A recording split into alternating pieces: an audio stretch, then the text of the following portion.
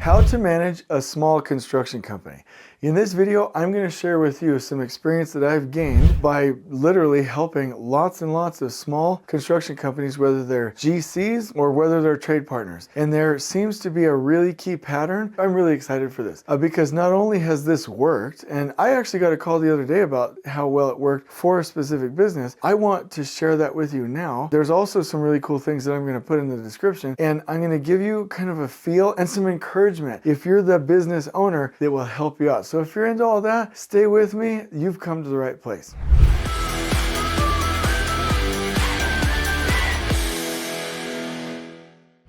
So let me introduce this topic by saying that there have been a lot of smaller, which does not mean that it's less by any means. I think it's harder actually. Smaller construction companies that need help. And sometimes we've been able to help them with like a retainer. And sometimes, and this is not bragging, I'm just saying like if this happens to you, let us know. But there's been 2 or 3 times where we've just helped for free. In fact, one time Kate and I even flew out there, evaluated their business, helped them out with it, because that kind of good energy and those vibes going out into the universe, that's exactly what we need. I don't even expect anything in return.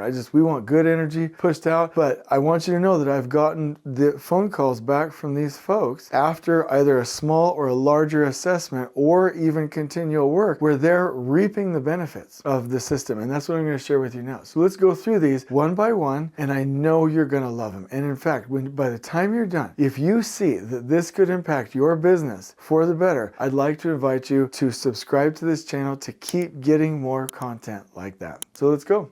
So typically what we find with a smaller construction company is that people are stretched thin. They don't have all of the right people in the right seats. Typically, there's a founder that may not be a visionary or an integrator, or there's a founder that is just a visionary and doesn't have somebody to like really get things done, or the founder is an integrator and the business is stuck because it's not moving forward with that entrepreneurial kind of mindset, right? So this is typically what I see. People are overworked. They don't have the right accountant. They don't have the right bookkeeper. They don't have the right legal advice. They don't have the right payroll systems. They're just working themselves into the ground. Now, let me just say this. Maybe I did it wrong, but probably every business is like me, where the first 2, 3, 4 years, for me, it was 3.5 years of starting a business is rewarding, but it is a nightmare. Like after the fact, you're going to need hormone replacement therapy because like you have burned through all of your adrenaline. For us guys, all of our testosterone, like we have worked ourselves into the ground. We have got to get back on a balance. Like it was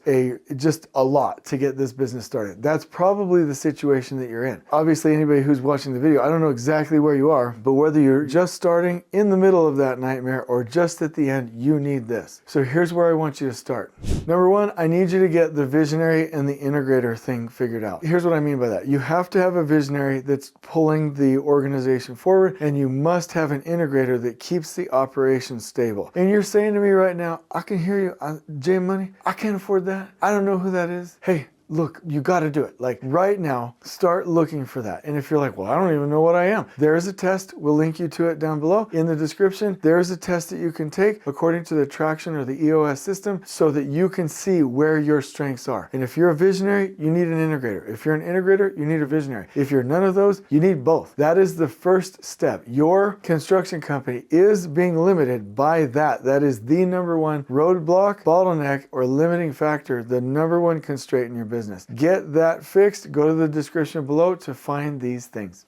Number 2, and this is very specific. This is not going to apply to like lots of large companies, but I know that this is the pattern for the smaller ones. You've got to get a good bookkeeper. You do not belong hounding people for invoices. You do not belong doing your own bookkeeping. You do not belong doing your own accounting. You do not belong doing your own taxes. And you're like, J Money, I can't afford it. Yes, you can. Literally, I had 11 kids. I cashed in my retirement, started the business and Kate was a part of this and driver on all of this. So I'm not taking credit for her work, but like we cashed it in, we had 11 kids. It cost $1,200 to $1,400 a week in groceries to feed our family of 13 people. And we started a business. We were like, let's go. If it's not worse than that, then you can hire a bookkeeper. We hired a bookkeeper. This is the key. Let me just be real with you. You need a good accountant. You need a good construction lawyer. You need a good financial advisor, and you need a bookkeeper that's going to take that off of your plate. So once you have the visionary and the integrator, get those people, even if they're services or if they're fractional CFOs. Like, I don't really care. Like, get the help you need. 3, this is going to be out of nowhere. You're like, whoa, whoa, whoa, I didn't know Jay Money was going to say this. Go on date night. If you have a small construction company, you're either doing it by yourself while your spouse is at home, boyfriend, girlfriend, partner, whatever. I love all of it. Or you're doing it with your partner. Either way, I have seen over and over and over the business being prioritized over the couple. You can't do that. Let's not fail in business and with our marriages and partnerships. Go on date night. Prioritize that. You must have key time. You must go do your thing. You must be talking. You must be connected. For us guys out there, I'm telling you, I'm going to save you a lot of heartache. Ask your spouse or your wife in this case, just in this one, no, it can be any kind of partnership. Ask your partner or your spouse, how can you help? And do not ignore helping with cleaning the house. Do not ignore helping to cook, doing laundry, and doing these things. You're going to save yourself a lot of, I would say, marital trauma over the years if you would get out of these traditional roles and just ask, what does true partnership mean? And make sure that's a priority as you're starting your business. That is key. You do not want to end up with, oh, hey, after 5 years, I've got to find a good business. Oh, now we've got to split it because now we're getting a divorce. Do not do that. Go on date night. Prioritize your relationship partner.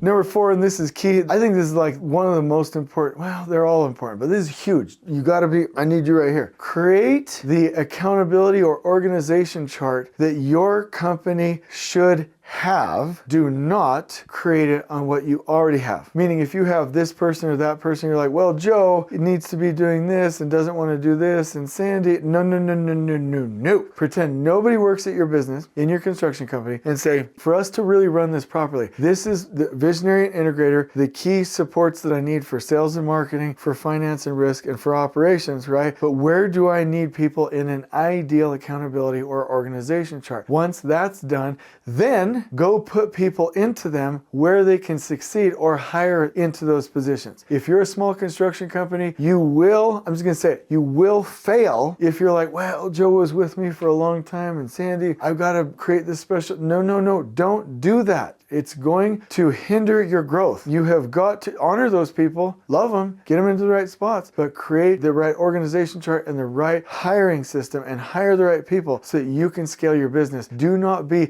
limited by your desire to play favorites, to do favors, or to be loyal. You're not being loyal. Let me just close on this topic. You're not being loyal to those people by failing your business. You'll be loyal to those people as you really win with your business in the right structure, and they then have opportunities. Okay? So make sure that you're designing the right organization chart.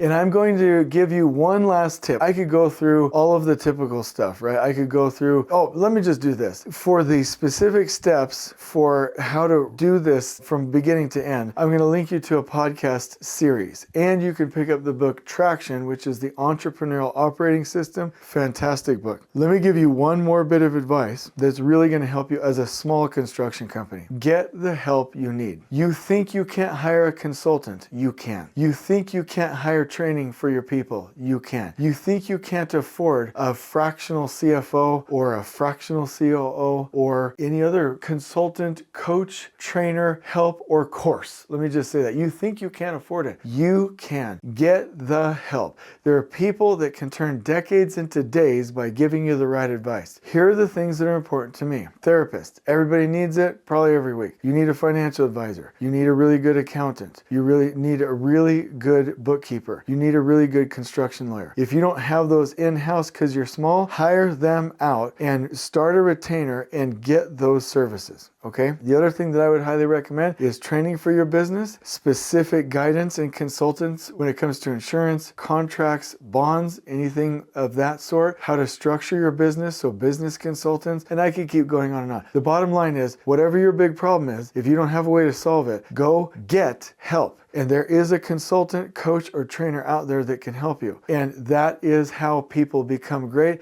That is how you get big, or that is how you make more money. Just by hiring a consultant or getting a trainer or a coach, you're already in the top percentage of your class. I really hope you implement these things. If you want to keep going on, check out the description below. But what I'm going to do is put these key steps for small construction companies into a Canva graphic for you to download. And if you implement it, get ready for a lot of success because you are about to win. I hope you've enjoyed this video. On we go.